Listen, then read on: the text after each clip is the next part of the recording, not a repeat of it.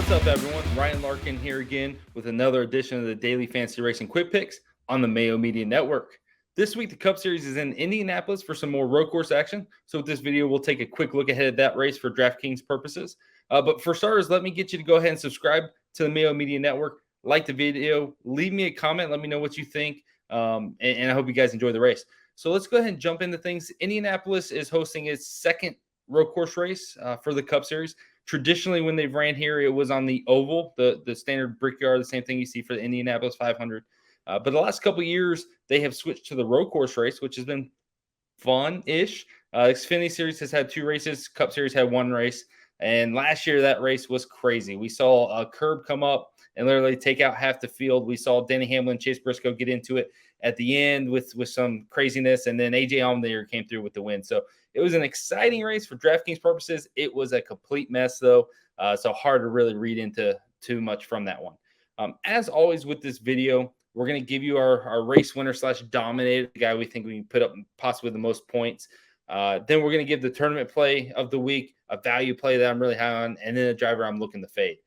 So looking at the Indianapolis track, it's about 2.5 miles in length, almost perfectly 2.5 miles in length, 14 corners, a couple of really good technical spots, a couple of good long straightaways, some really good heavy braking zones for passing options. So it's really a perfect road course in a lot of senses, especially for stock cars. I actually really like it for what it brings for stock cars. So I enjoy the races here. I think if they get spread out, we can actually get some good racing action.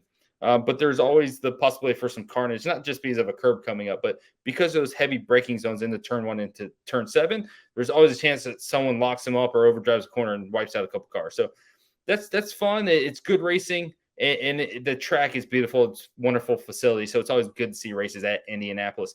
So let's go ahead and jump into the plays. This week, I'm heading towards the driver starting first as my race winner / dominator play. Tyler Reddick at 10,000 starts first. He won our most recent road course race with 12 fast laps and 16 lead. I just feel like anytime you see repetitive speed from a driver on road courses, that's something you can bank on.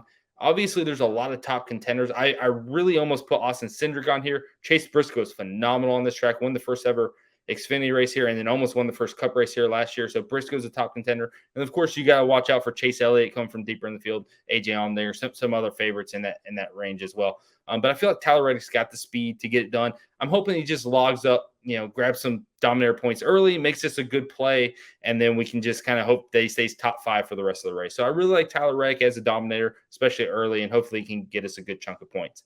Next up, my tournament play is going to be probably chalky, but I don't think you can avoid him, is Ross Chastain at 10,400.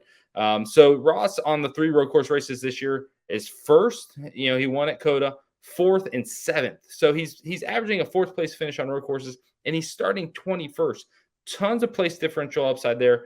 A really good finishing upside. He's the type of guy that can get fast laps too. Maybe it's only 3 or 4 or 5, but it's an extra couple points that really help bolster his point total. So I really like Ross Chastain. I really like what he brings to the table in terms of aggression and restarts and the speed his cars have shown. So I love Ross Chastain as a tournament play. He will be popular just like last week, but I think it's someone you have to lean into. His upside is too good.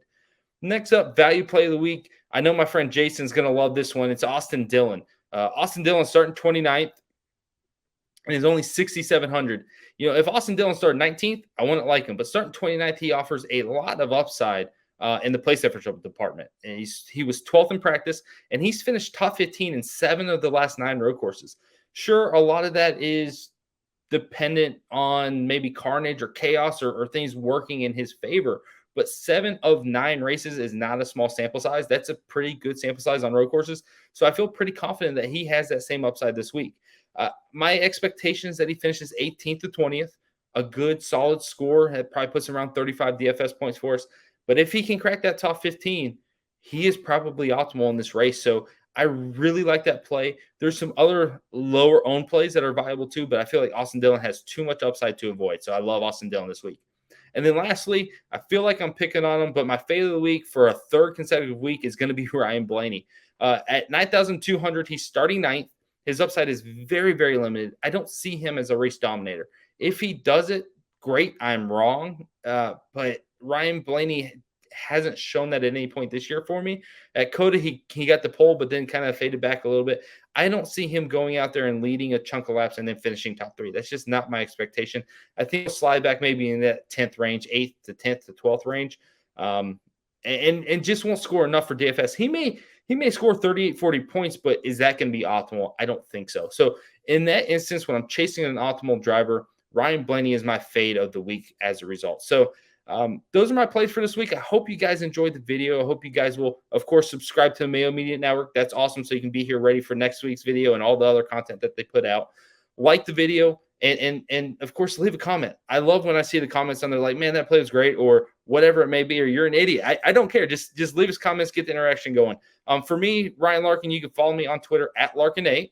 All my content is available through dailyfanracing.com.